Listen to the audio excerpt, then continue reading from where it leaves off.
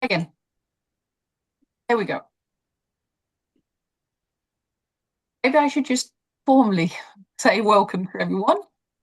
Um, Thank you for joining this webinar today, which is hosted by the COST Network, and this is Working Group 3, Critical Perspectives in Career Guidance. My name is Christina Maya Anderson. I am the leader of Working Group 3, and I'm very, very happy to welcome you on behalf of our working group. And also delighted, of course, to be sharing this webinar with my colleague, Rosie Alexander, who's a postdoc researcher at Aarhus University at the minute. And today's webinar is going to build on research conducted by Rosie in rural Denmark and rural Scotland. And as I've understood, we will be exploring insights from this work and also innovations emerging from different rural contexts. So a key focus will be on how and why social justice matters for career learning and guidance practice in rural communities, and what this means for ways of thinking about designing, delivering guidance. And also we've made sure, or we hope to make this session a shared space for reflections and connections. So at the end of Rosie's talk, I think you'll be including us in this. So enough from me, Rosie, and please take over the screen. We're very happy to listen to you. Thank you so much, Christina, and it's so nice to see everybody. So I know quite a lot of people here, and it's really nice to see some familiar and friendly faces. And there are some people who I don't know. So if you want to introduce yourselves in the chat, then feel free to do that, because it'd be nice to know who's here. But I think for time, we should maybe get started. So I'll get started with presenting some thoughts about social justice in rural career guidance.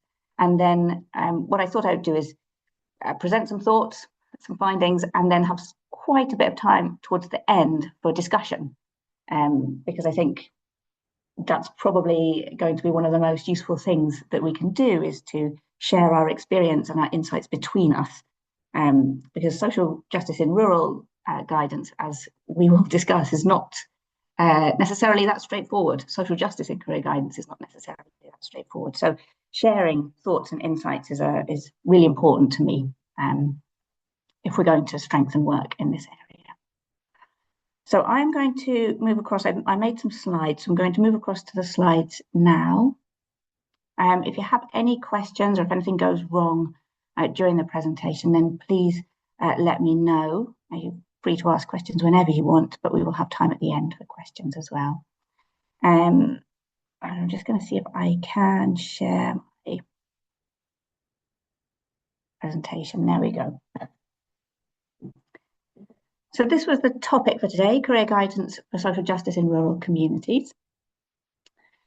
This is what I thought we could do. So I'll talk a little bit about what career guidance for social justice is, what this work around social justice is in career guidance generally. I'm aware that we might have a mixed audience, so some people will be very familiar with this, but others might not be. So I thought it would be useful to cover that reasonably quickly.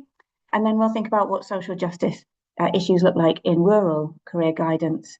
We'll think about some of the dilemmas and challenges, and then we'll think about what these dilemmas and challenges mean for how we work in rural career guidance. And I'll share some thoughts from my current research, and then we'll have some time for some networking and sharing and discussion at the end. So to start with then, I thought it would be useful to say something about social justice generally. I know that many people here are involved in the COST network and will be quite familiar with this, but some people might not have engaged very much with the COST network in career guidance for social justice.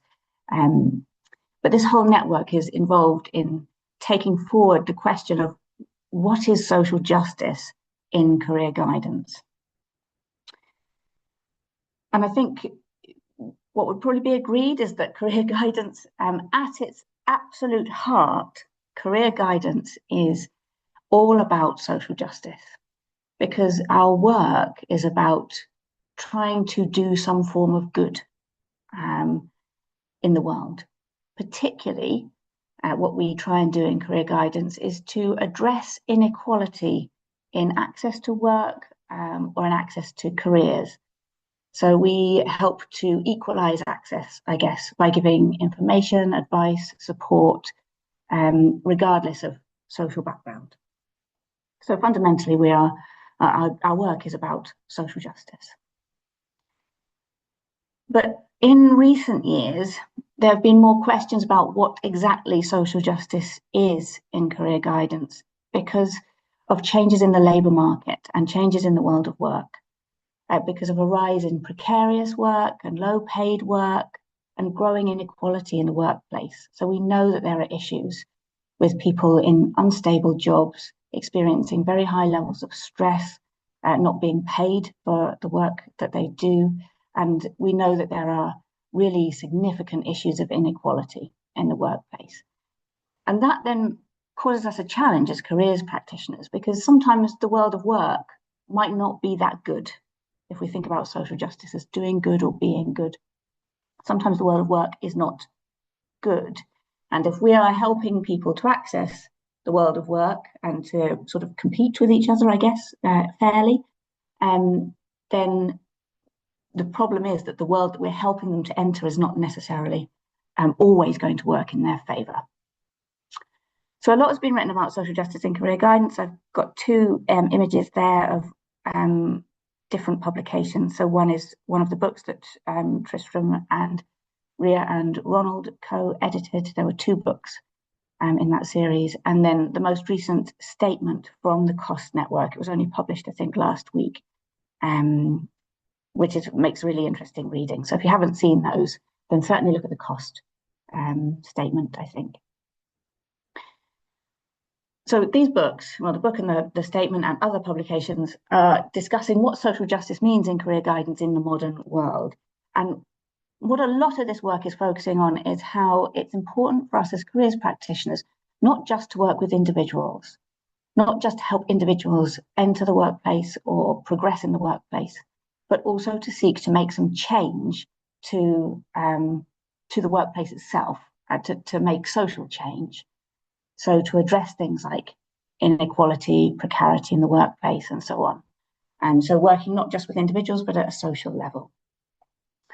And there's also some of this work is talking about avoiding responsibilizing people. So the risk that if we just talk to people about how to make a nice CV, how to fill in an application form effectively, and so on, if we're just focusing at that level, then there's a risk that that can seem to be making people responsible for their own challenges. So the reason you haven't got a job is because you need to get a better CV, not because there are so few jobs in your professional field, for example. So that's what a lot of this work is focusing on. And I thought it'd be useful to start with that summary before we think about rural guidance. On this slide, I've just put down the 5 signposts. So this is 5 signposts for social justice in career guidance. Again, many of you will be familiar with these, but for those of you that aren't, it's a sort of set of reflection points for us to think about when we're thinking about social justice, and kind of key signposts for how we should be working. But what does this mean for rural career guidance? So, as many of you know, my background is almost entirely in rural areas. So before I entered research, I was a careers practitioner. I worked in rural southwest England and in the far north of Scotland in the islands of Orkney and the Highlands and Islands region. So I worked there for about 20 years of experience in rural communities. And actually, I've had very little experience of being a careers practitioner in urban communities. The key defining feature, I think, in rural areas that causes a dilemma or something for us to think about in terms of social justice is that by their nature, rural areas are small. So they tend to have small populations, small labour markets. small educational markets. So they have a limited number of job opportunities and educational opportunities. And particularly, there's a particular issue around higher education. So normally universities are based in large urban centres. There have been changes recently, so in the last probably 2 or 3 decades, there's been more and more access to higher education in rural areas, but it's still a very key limitation. For most people, if they want to access university, they will need to leave a rural area. So a lot of what's been written about young people, particularly in rural communities, is that they can face really acute stay or leave dilemmas. Should I stay in my community and try and access work here? Should I leave my community in order to access a better range of jobs and a better range of education opportunities? And the other thing that is very key in this topic is about how these issues impact on young people, different young people, to different extents. So some young people and some adults are more able to move than others.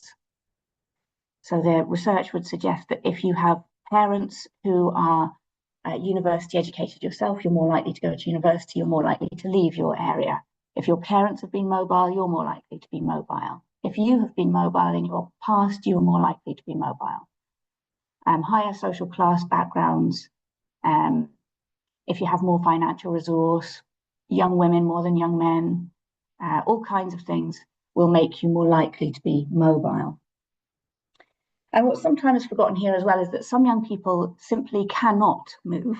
So young people who are carers, for example, often just feel that they can't move because they have a caring responsibility for somebody else in their family.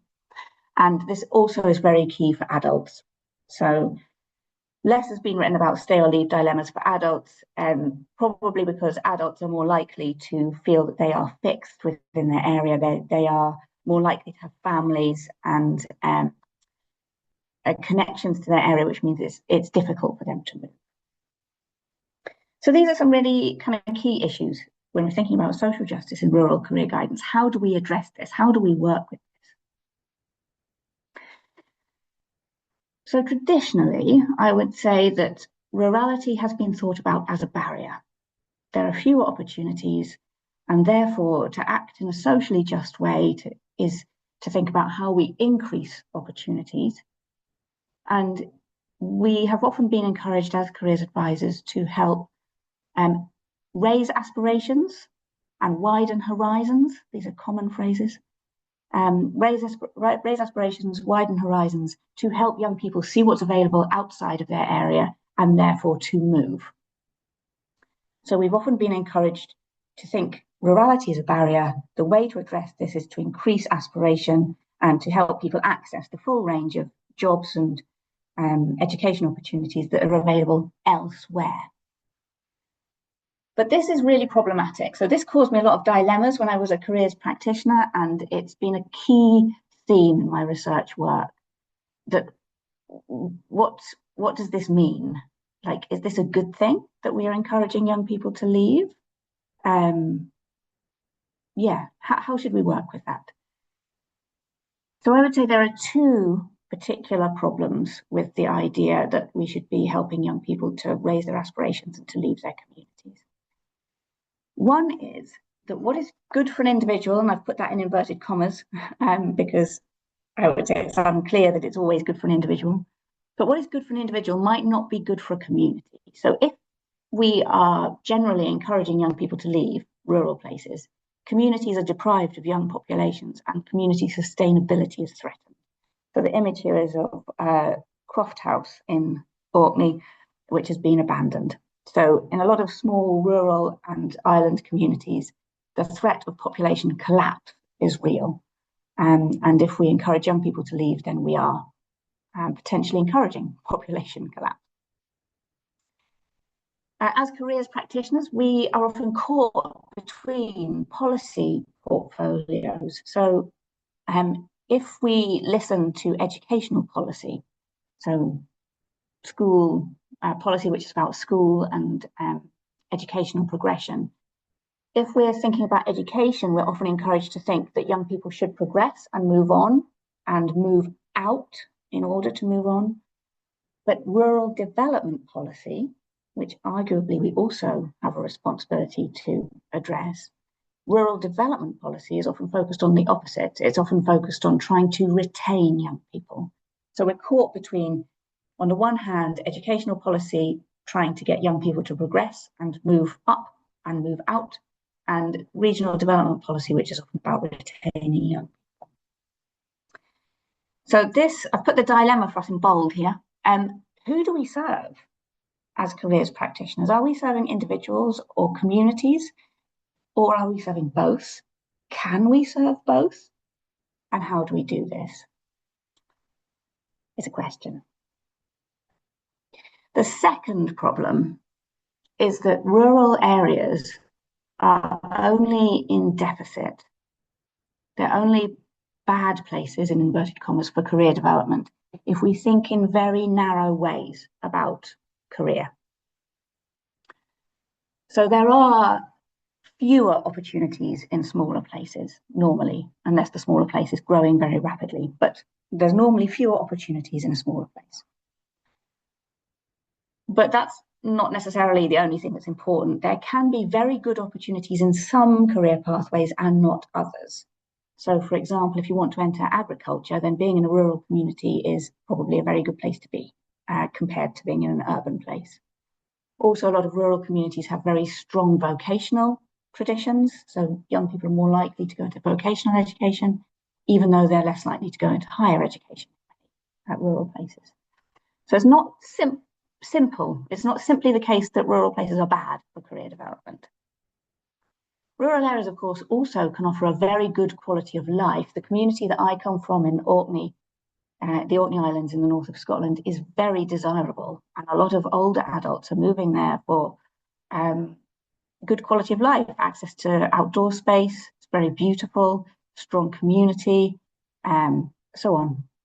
So rural areas can offer a good quality of life, and they can be the site of families, friends, cultures, and histories where they hold meaning and value in themselves. The picture here is of a ceilidh, so a traditional sort of Scottish community dance. And it's to demonstrate that many young people, although we think that young people are primarily driven by good jobs and good education, actually young people hold value in quality of life, families, friends, cultures, and histories. And in my research and in a lot of other people's research in rural areas, what we found is that young people often want to stay or they want to leave and then they want to return. So particularly this attraction of returning is very strong in a lot of rural communities.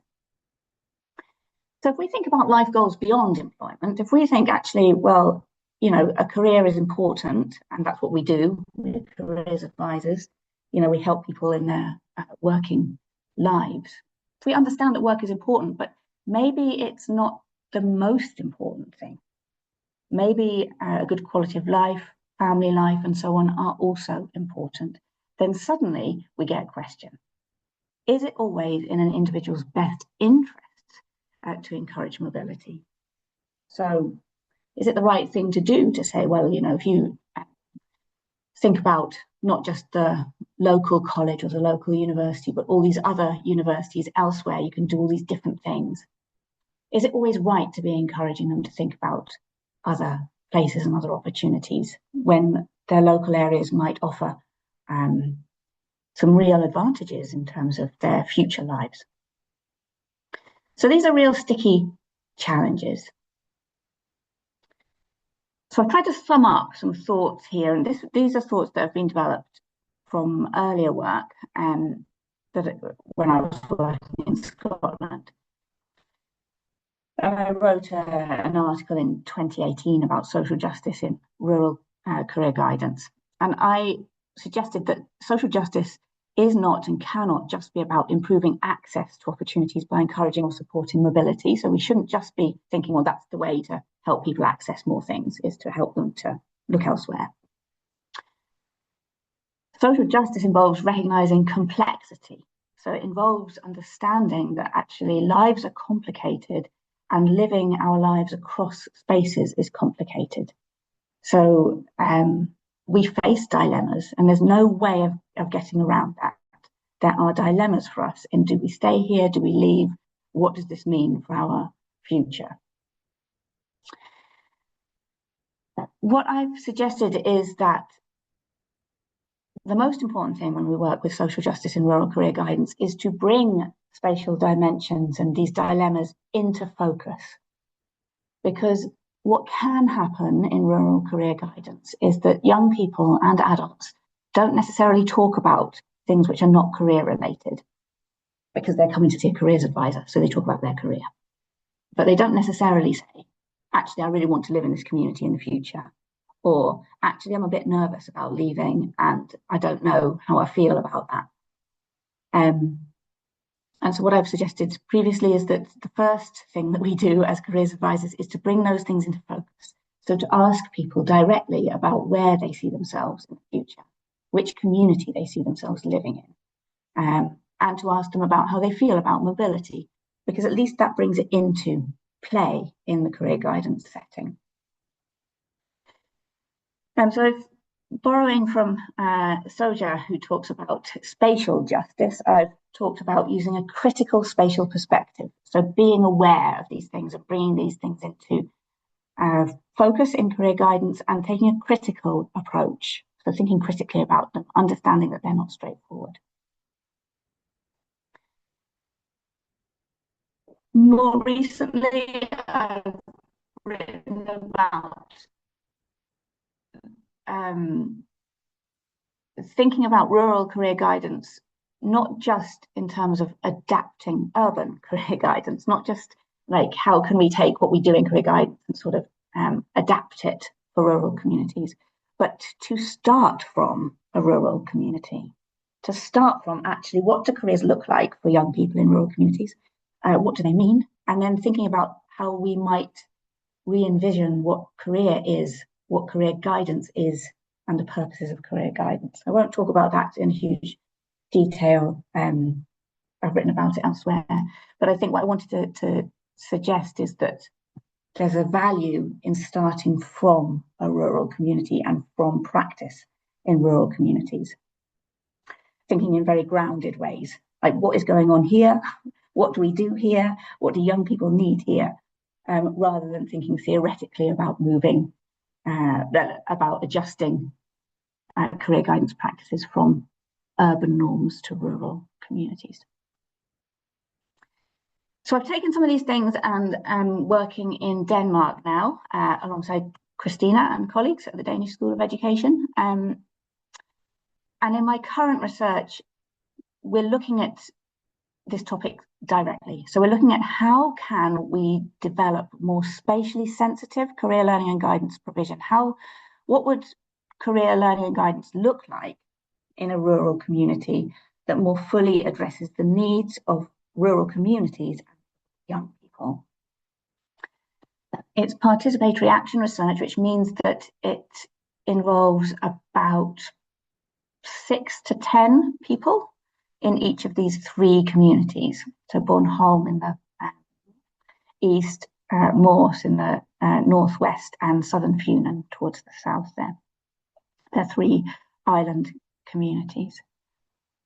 And the people who take part in this research are teachers, careers advisors, and other people. And we've looked at, they've developed things like classroom exercises, different approaches to guidance interviewing, and community development and advocacy. So really working on how we can bring place into some of these activities, how we can bring a critical spatial perspective in.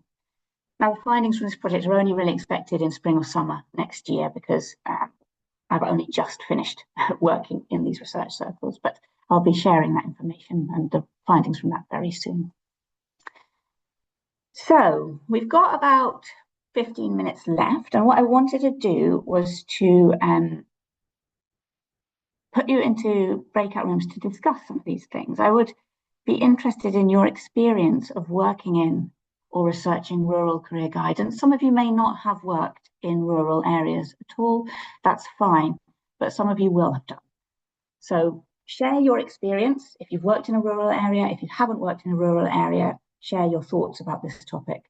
And then I'd like you to think about if there's anything that you have come across, any approaches or ways of working in rural areas that feel kind of specific to those rural areas.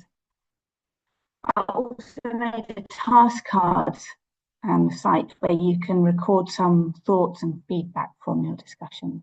So I think I'll just give you like maybe 7 minutes or so in the group so we can have some time